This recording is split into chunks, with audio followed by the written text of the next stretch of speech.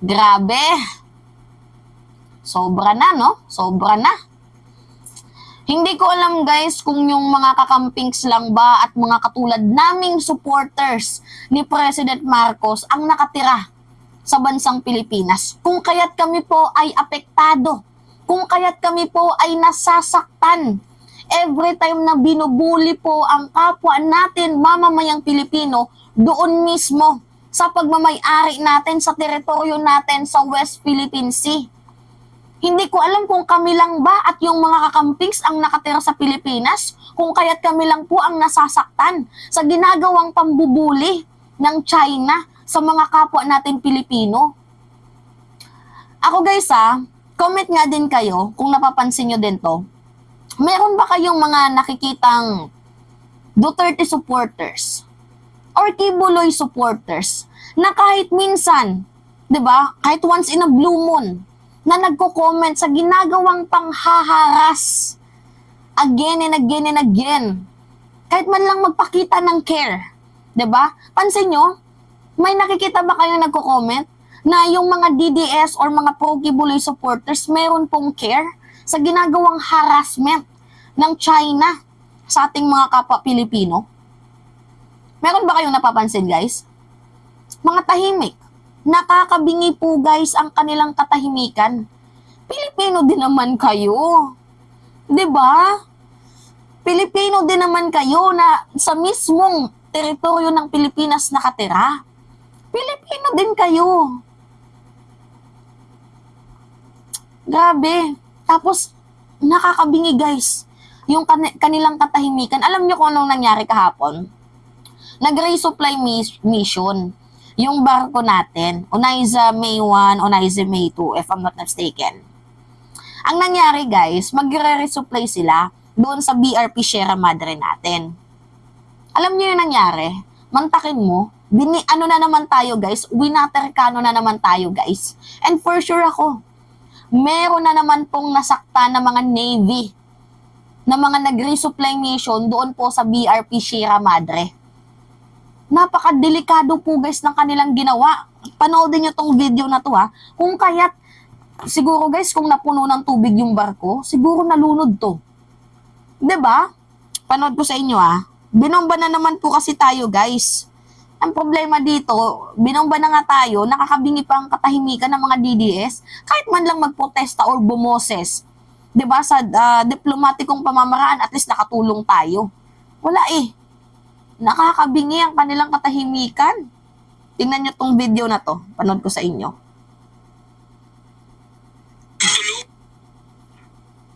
Tulungan na namang bombahin ng tubig ng dalawang barko ng China Coast Guard ang ating resupply vessels sa Ayungin Shoal. Dinarang, ginitgit at muntik pang banggain ng China ang ating bangka. Nasa Kita mo yan. Yan si Elaine Fulgencio. Alas 6 ng umaga kanina, makikita sa videong ito na inilabas ng Armed Forces of the Philippines ang delikadong pagtawid ng isang barko ng Grabe, China Coast Guard Kita niyo yan? ng Philippine supply vessel na Oneida May 4. Patungo sa Ayungin Shoal ng Oneida May 4 para magsagawa ng resupply mission sa Delikado to. nakatalaga sa nakasadsad na BRP Sierra Madre. Bandang alas 7 ng umaga, reverse blocking maneuver naman ang ginawa ng China Coast Guard at muntik pa nitong mabangga ang ating bangka. Hindi dyan nakontento ang China. Mag-aalas 8 nang simulan nilang bombahin ng tubig ang mas maliit na Oneida May 4.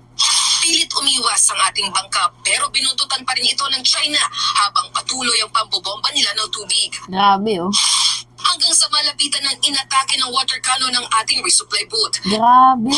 Ilang minuto pa, makikitang dalawang barko na ng China ang pinagtutulungang bombahin ng tubig ang Mantakin ating mo, bangka. dalawang barko. May pagkakataon pang nakagitgita ng resupply boat ng Pilipinas sa China habang patuloy ang pag-water cannon. Ang tensyong yan sa dagat tumagal ng 1 oras at nagdulot ng malaking pinsala sa ating supply vessel. Ang Oneida May 4 ay ang parehong sasakyang pandagat na nasira dahil sa water cannon attack ng China noong March 5. Makalipas ang 1 oras, nakalapit ang isa pa nating barko na BRP Cabra sa Oneida May 4 para tulungan ang mga sakay nito. Sa kabila ng mga pangharas, nakarating ang Oneida May 4 malapit sa BRP Sierra Madre. pagsakay ng inflatable boat, matagumpay na iniabot ng mga tauhan ng Philippine Navy ang mga supply. See? Oo, nakarating na, pero for sure naman ako na tinanggi na naman ng China yan, na wala na naman silang ginawa, sila na naman ang mabuti, tayo na naman ang masama. Diba? Alam niyo kung bakit tayo ginaganyan? Kasalanan to ni Digong eh. Diba? Tapos tahimik yung mga DDS sa secret deal. Wala akong nakikita nagko-content niyan.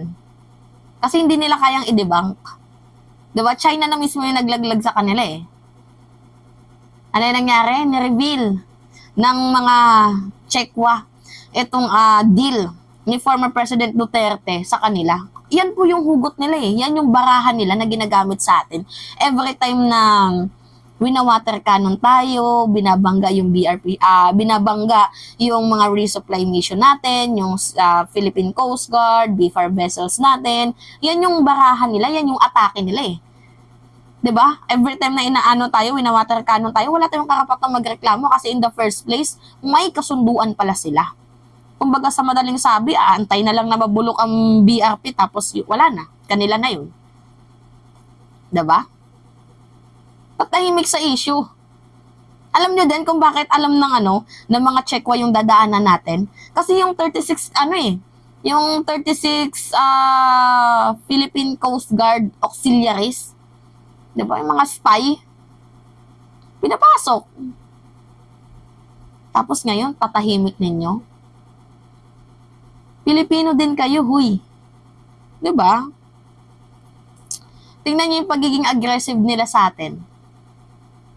Halos hindi na maipinta. Kasi sila may reason kung bakit tayo ginaganyan. Dahil nga sa ginawa ni former President Duterte. Yan yung pinanghahawakan nilang baraha, yung secret deal na ginawa ni former President Duterte. Kaya tingnan nyo guys, halos hindi na po maipinta ang pagiging aggressive nila sa atin dahil in the first place, parang tayo pa yung may kasalanan. Where in fact, hindi po natin to kasalanan to ni Digong. 'Di ba?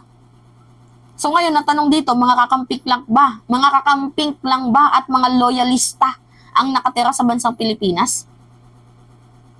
Ha? Mga kakamping lang ba at mga loyalista ang nakatira sa bansang Pilipinas kung kaya't kami lang ba ang nasasaktan every time na binubuli tayo ng China? Pilit pong inaakay pataas ni President Marcos itong kalat na iniwan ni Digong. Paano naman maaakay ni President Marcos kung yung problemang iniwan ni Digong napakalaki, napakabigat? Paano aayusin ang ating BRP kung in the first place wina-water cannon tayo kasi ang deal nila, bawal nating i-reinforce, ayusin ang BRP. Bawal tayong magtayo ng structural base dyan sa sa BRP, dyan sa Ayungin Shoal, sa exclusive economic zone natin. Diba? Tapos, nakakabingay guys, ang kanilang katahimikan, promise.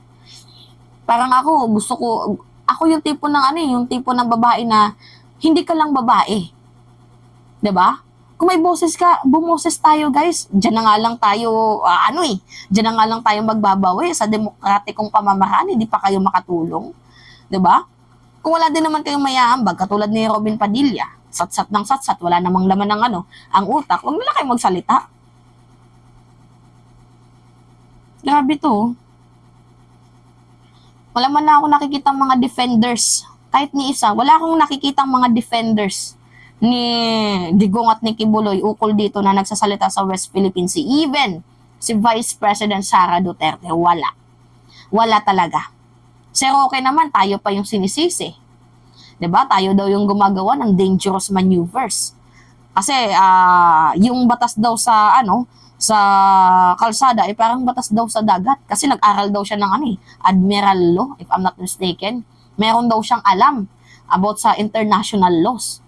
Anong magagawa natin? Daw siya, expert daw siya. Dapat daw pag nag-overtake ka, kunyari, kung left-hand drive ka, dapat left din yung pag-overtake mo. Kaso ang nangyari daw, ang batas sa dagat, right-hand drive. So pag nag-overtake ka, dapat sa right din daw. Yan yung sabi ni Roque. Kaya mali daw tayo.